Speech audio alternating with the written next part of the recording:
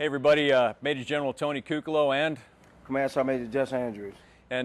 We wanted to come to you today via video because of all the news and all the media covering Iraq. Now, no one has really paid attention to Iraq since the national elections, which were incredibly successful last March, but they're paying a lot of attention to Iraq right now because of our change in mission on the 1st of September.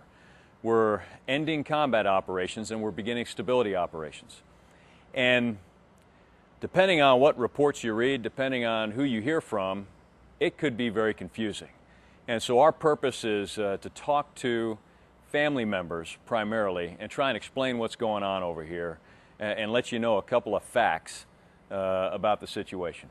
And first off, we're professionals. We're professional soldiers, and professional soldiers get changes in mission all the time. This is not unusual. And quite frankly, it's something we've been preparing for several months. We were actually in our 1 September geographic set on the ground at the end of June, the beginning of July. We have drawn down to our share of the 50,000 troops remaining in Iraq, and we met that goal second week in August. So we're there. We've been operating that way. We've been advising, training, and assisting the Iraqi forces, which is our primary task, 1 September and beyond, for several months now. And so 1 September isn't going to look really different on the ground out here. There's a couple of things you need to know, though. A lot has been said about the last combat brigade leaving Iraq and that sort of thing. You need to know that the troops remaining in Iraq are your same troops that have come from Fort Stewart and Hunter Army Airfield and Kelly Hill, Fort Benning. There's no difference in those troops. We arrived as advise and assist brigades, and we're coming home as advise and assist brigades, but they are advise and assist brigades for purpose. However, they are still combat capable. We remain a combat capable force. And one of our tasks in stability operations, Operation New Dawn means we're in stability operations, one of our tasks is civil security. And what that means is we're going to help the Iraqi security forces protect the population of Iraq. That was our mission when we arrived, protect the population of Iraq. The people of Iraq are the center of gravity. Whether or not they support insurgents, whether or not they have confidence in their government and their security forces, we're working towards raising their confidence and having them separate further from the insurgents. So you need to know that we're combat capable. We are going to conduct active force protection. If somebody shoots at us, we're going to shoot back, and we plan on hitting them. There's still no force that would come up against us in this country that we can't handle. There's no doubt about that. And so the tanks are still here. The Bradleys are still here. Yes, we're driving around in our big mine-resistant, ambush-protected trucks. And we're doing, as I stated, same things we've been doing for the last few months. We've closed all the bases we're going to close, so all the troop movements should stay the same. We're on schedule to redeploy. Talk to your brigades about that.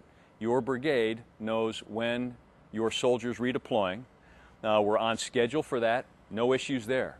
I just want to build your confidence in the fact that the soldiers here are not getting complacent. If anything, the fact that there are fewer of us makes us more busy. We're going to be more active. There's none of this sitting inside the concrete walls of a base and waiting for our redeployment date. Oh my goodness, no. We are out every day and every night assisting those Iraqi security forces. And when we're out every day and every night, we are on our guard, not getting complacent. Sergeant Major? Hey, you can be incredibly proud of the fact that your soldiers, our soldiers, have embraced the Operation New Dawn mission full-fledged. They understand the methodology. They understand how important it is for us to continue to move the ball down the field, if you will. And just as my wingman described, they are not getting complacent. It's because of the continued love and support that they're receiving from the home front. So, ladies and gentlemen, please continue to do that, and we're going to continue to take our mission as advise and assist, training and at some time equipping our Iraqi security forces so they can continue to get better and better every day to the next level. So thank you for that. And if you have any questions at all, have any questions at all, go to the Task Force Marne website, press the rumor control button, and write them in. And we'll try and answer your questions. But try not to pay attention to all of those competing and maybe differing media reports. Just listen to the chain of command of your soldier. I hope we've given you some clarity, some context today with this video. But please understand, when 1 September comes, not a lot has changed for us. Certainly our priorities and our tasks are no longer offense, defense, combat operations. They shift completely to advising and assisting and training the Iraqi security forces. But we remain a combat-capable force, and we will defend ourselves. And that's written into the security agreement with Iraq. The Iraqis understand that, and it is our hope that we can finish this mission with success and honor, and we can't wait to be walking across the green grass of Cottrell Field to your open arms. So ladies and gentlemen, please ask us any questions that you have remaining about the movement, the change to Operation New Dawn. Thanks very much, and rock the Marne.